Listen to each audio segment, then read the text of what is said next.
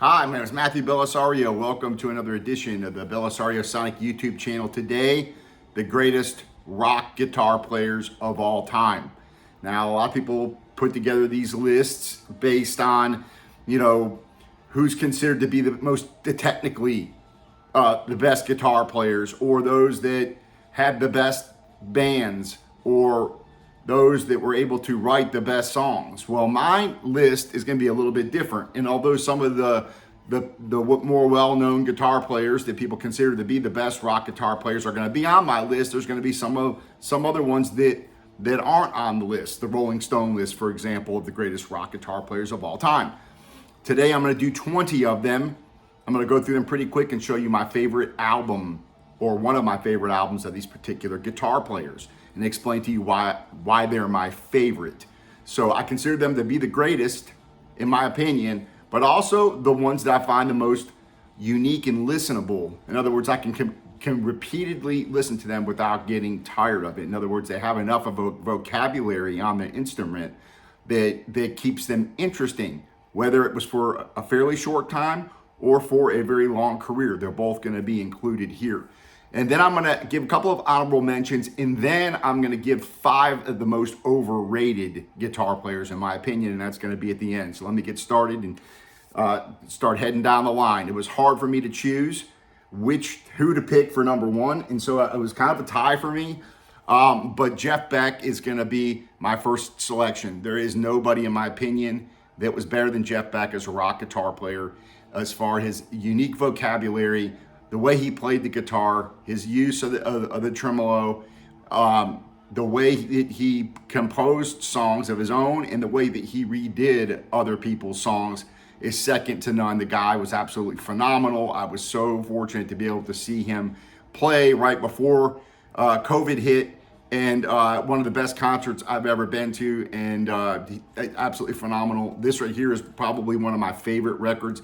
I like live records. A lot of people aren't fans of live records. I like live records because they show the artist in a live setting where they're doing some improvisation for the most part, and not playing it exactly like it is on the record, which I don't go to concerts to hear somebody play it like it's exactly on the record. It kind of defeats the purpose. I want to see where those players are in the moment and hear how they're going to interpret a particular song a particular way. So it doesn't, I don't want to hear the solo just like it is on the record. So that's just me. But I like this album here, triple album live, and with some guests on it. This is absolutely phenomenal, live at Ronnie Scott's, one of my favorite Jeff Beck albums. And again, it was hard for me to pick.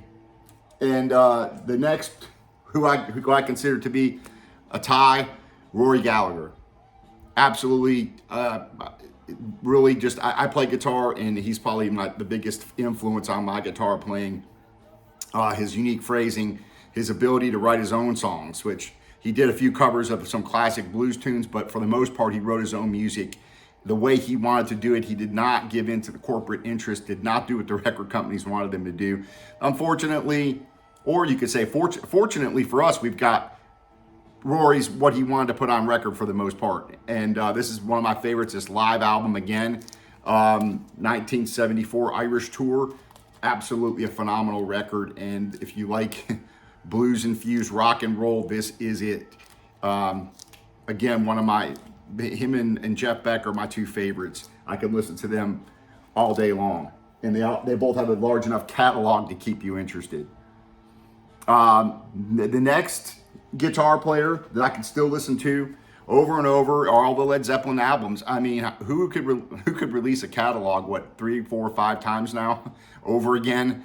And all the albums are good albums, but this is probably my favorite. And Jimmy Page may have not been technically the best guitar player, especially during the live performances in the 70s, where who knows what substances they were using.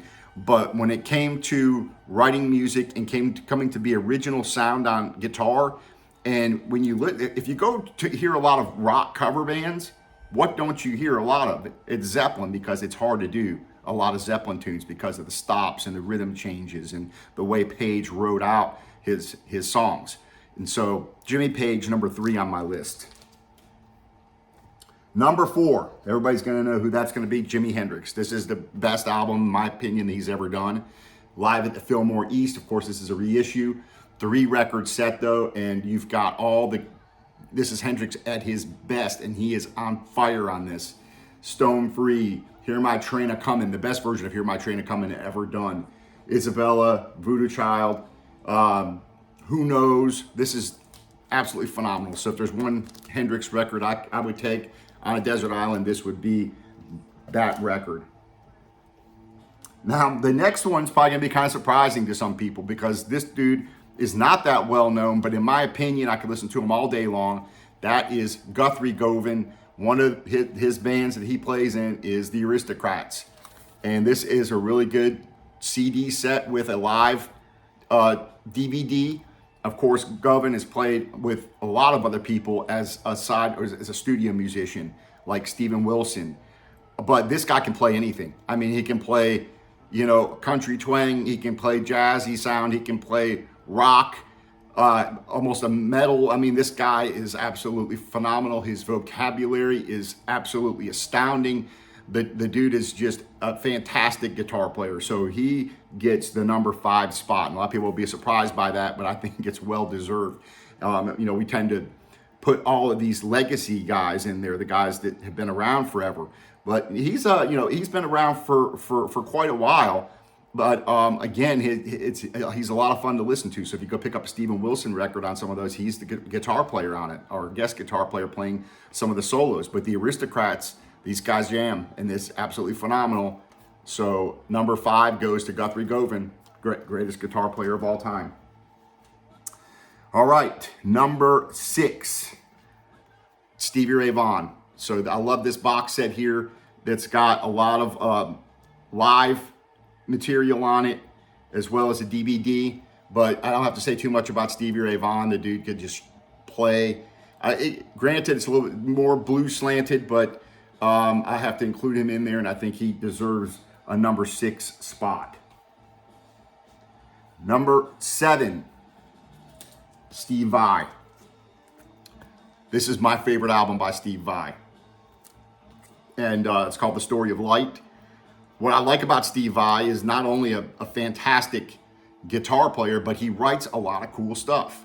And so where you have like a Joe Satriani, who I also like, but he's not going to make this list, simply because I don't find his songs as engaging as Steve's. And that's nothing to do with technical ability, because Satriani is obviously a great technical player. But here you've got, again, this is based on what I like listening to over and over again. And I can put this album on and then just enjoy it over and over again. And so Steve Vai gets number 7 on the list.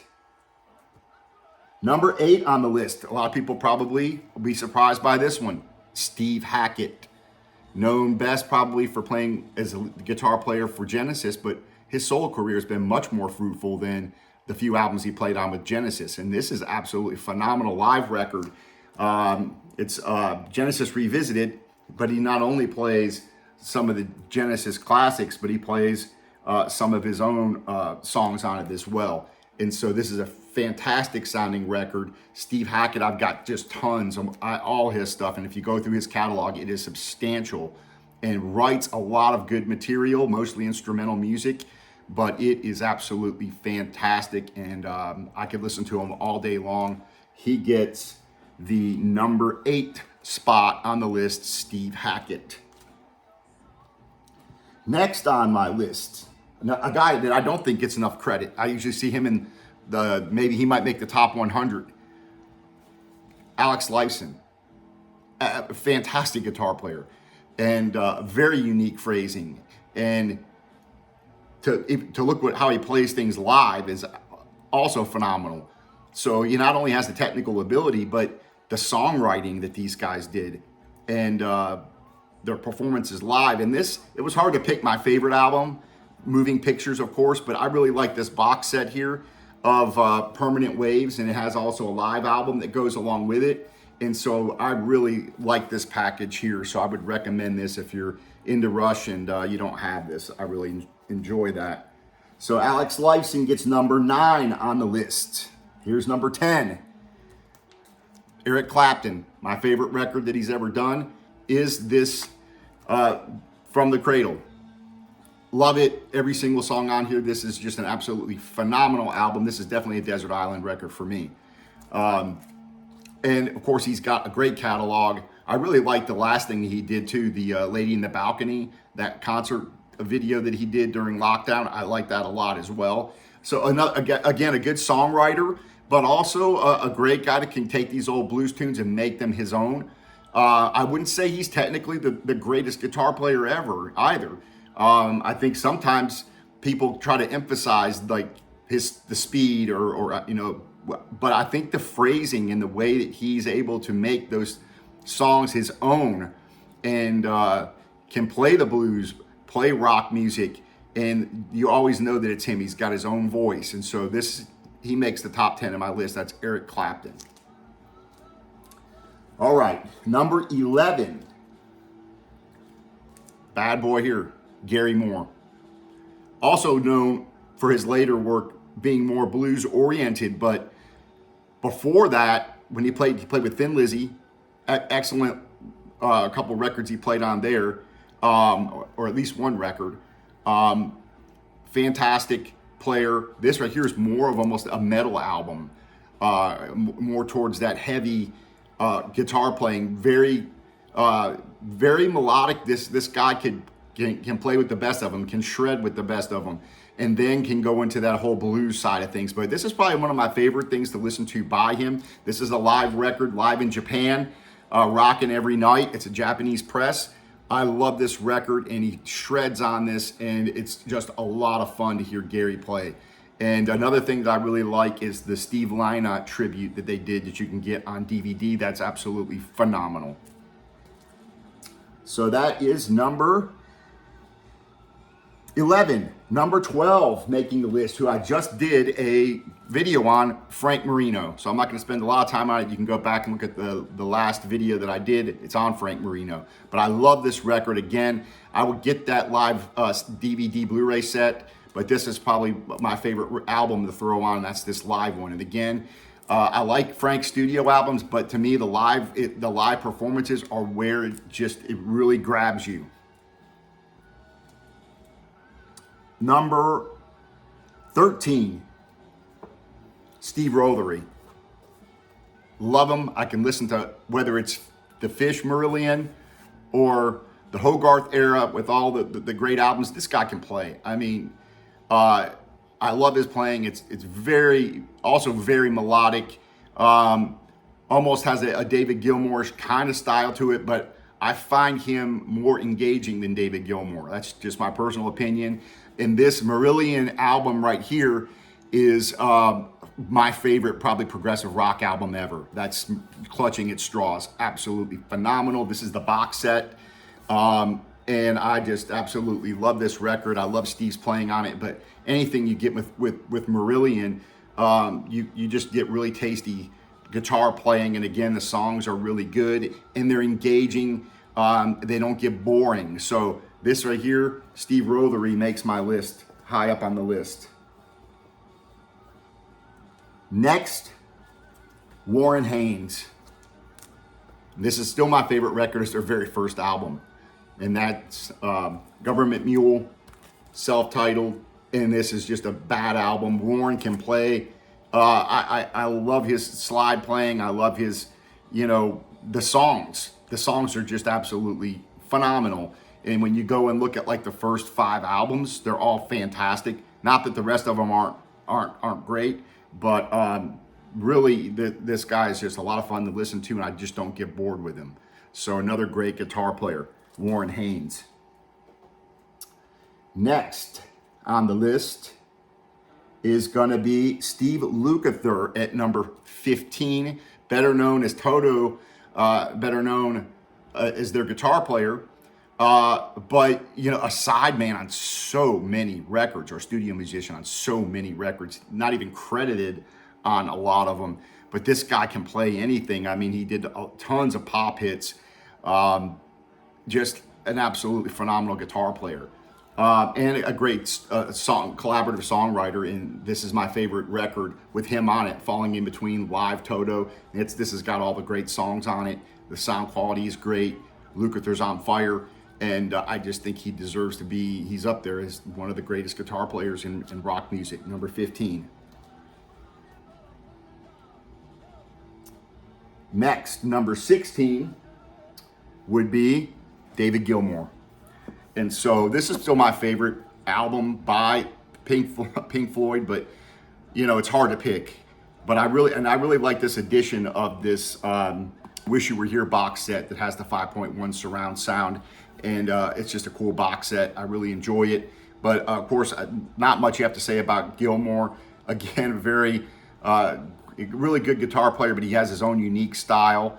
And you can always tell that it's him. It almost sounds such a flowing style, almost like he's playing slide guitar, but he's not. It's just the way his touch on the guitar is just absolutely phenomenal. And of course, the whole Pink Floyd catalog is more than enough to put him on the list here. So David Gilmore. Next, probably a surprising one because I don't see him on the list too often, but at number 17, Martin Barr. Jethro Tull, very creative guitar player, and a lot of fun to listen to. This right here, you know, I've got most of Jethro Tull albums, but this really grew on me, and it's now my favorite Tull album, and it's due to this 40th anniversary edition, surround sound edition, and I like this whole album all the way through. It's just awesome, and so I think he's definitely up there. Again, he doesn't get boring to listen to. He's a lot of fun. Great guitar player, but the way he phrases things and the unique runs that he has when he plays his solos and the rhythm changes and everything that Jethro Tull does so well. And of course, the catalog is there, and his solo stuff is pretty cool too. So go check that out. So he makes my list as number 17. Martin Barr. Number 18, getting close to the end of the list here. Number 18, Richie Blackmore. Now, it's hard to pick. Richie Blackmore, you know, with Rainbow, with Deep Purple, he's got solo stuff. Personally, this is probably one of my favorite records right here by Deep Purple, and there's only one song on this album that keeps it from being a Desert Island record, and that's Anyone's Daughter. I don't know why they put that on there. They could have put any other song on there that would have made this a perfect album, because this album is absolutely phenomenal if it wasn't for the one song. But Richie Blackmore, technically brilliant, more of a classical oriented guitar player, and one of my favorites. So he definitely belongs on the list. Number 19, one that I don't see on the list very often, but Terry Kath. And this is my favorite Chicago album besides the very first one, Chicago Transit Authority. But this is the live album, 4 record set, and Kath is on fire on this. Sadly, he wasn't around very long, so that I think kind of hurts him for being on the list as these great guitar players. But absolutely phenomenal. And again, this 4 record album by itself, I could put this on and listen to it over and over again along with the first album. But, you know, I would say that I think he was on the first 4 or 5 records before he died.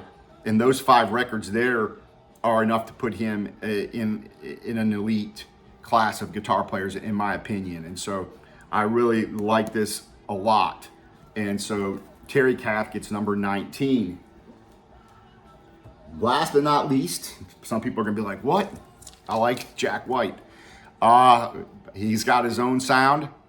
I wouldn't say he's a technically brilliant on the instrument, but he is absolutely a brilliant musician that uses a guitar very, very in a unique way. And so he's, you know, I just saw him not long ago live, and it was absolutely a phenomenal performance. And the guy can play guitar, and he gets a unique sound on the guitar, and he writes great tunes. This is one of my favorite records by him right here, and this is one of the latest ones that he's done. And I really dig it. And it's something kind of completely different than what he's been doing, but I really like it. And so I put him at number 20. So a lot of people are like, oh, well, you know, what about, you know, so I'm going to get into some honorable mentions really quickly. Those are my top 20. My honorable mentions, I just did 3. Now, there's a ton of good guitar players that I could have put on this list. Brian May is definitely, I wanted to fit him on there. I couldn't put him on there. But he's definitely up there in this elite league. Great songwriter, great performer. So I really dig Brian May. Joe Satriani, I also put on the list.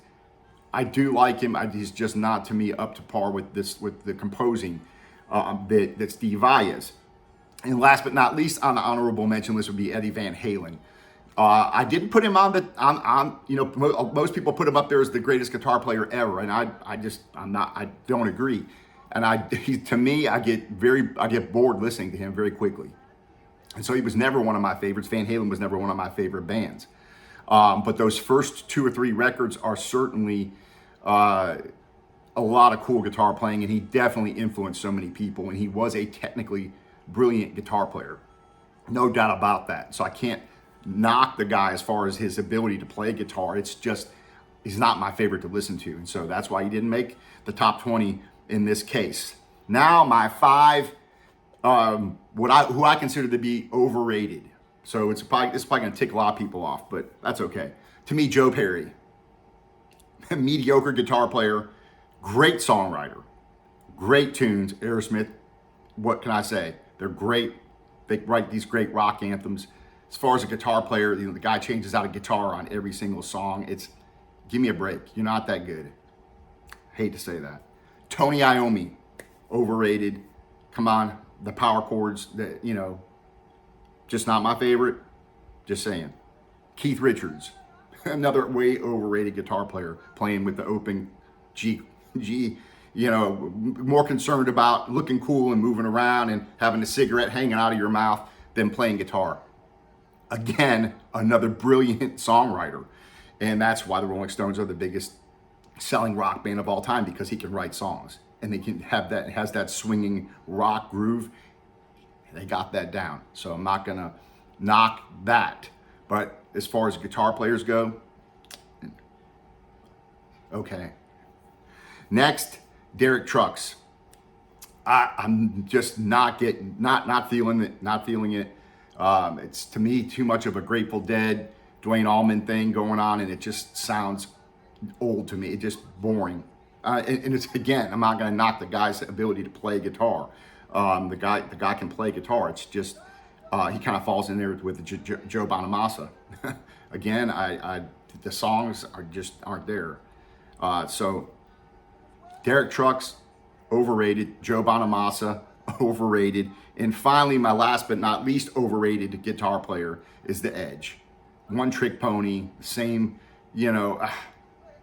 And I do like some U2 tunes, okay? I do like U2. He's a great songwriter. Again, a little bit difference between being a great, one of the greatest guitar players, rock guitar players, and being just a good songwriter and having your guitar kind of fit into what you're doing. He's very good at that, and a lot of good songs by U2. But I think when I see him in these lists ranked up there in the top 10 guitar players, that's not happening. I just don't think that that's the case. So there you have my top 20, a few honorable mentions, and what I consider to be the 6 overrated guitar players. So guys, leave your comments, and I'd love to hear what you have to say about it. All right. Thanks a lot. Take care.